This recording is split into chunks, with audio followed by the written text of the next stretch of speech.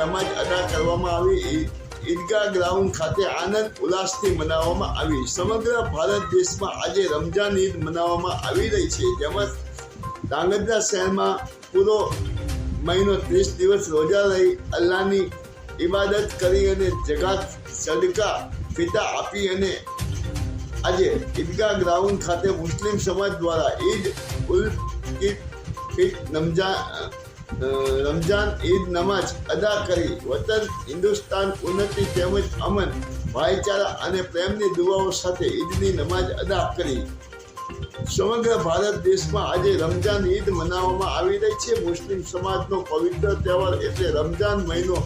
આખા વર્ષમાં મુસ્લિમ સમાજનો પવિત્ર મહિનો એટલે રમજાન મહિનો. મુસ્લિમ સમાજ દ્વારા આ મહિનાને ઇબાદતનો મહિનો માને છે અને આ રમજાન મહિનામાં મુસ્લિમ સમાજ દ્વારા અલ્લાહની બંદગી કરવામાં આવે છે અને આ મહિનામાં મુસ્લિમ સમાજના લોકો 30 દિવસની રોજા રહીને રાતે તવાફ પઢી અને જકાત સદકા ફિતા આપીને અલ્લાહની ઇબાદત કરતા હોય છે. રમજાન મહિનામાં અલ્લાહની ઇબાદત કરતા હોય છે અને રમજાન મહિનાના 30 દિવસ રોજા બાદ આજ સમગ્ર દેશભરમાં ઈદ મનાવવામાં આવી રહી છે. સુરેન્દ્રનગર જિલ્લાના ધાંગધ્રામાં ઈદગાહ ગ્રાઉન્ડ ખાતે સમગ્ર શહેર તથા આજુબાજુ વિસ્તારના લોકો હળી મળીને ઈદની નમાજ અદા કરી હતી. ઈદગાહ ગ્રાઉન્ડ આજુબાજુના વિસ્તારમાંથી મુસ્લિમ બિરાદરો નમાજ અદા કરી હતી.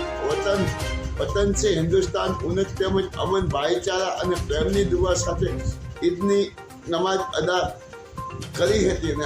અને આ સમગ્ર આયોજન ધાંગધ્રા સુન્ની મુસ્લિમ જુમા મસ્જિદ ટ્રસ્ટ દ્વારા કરવામાં આવ્યું હતું. Mayajar news channel Jayesh Chauhan reporter.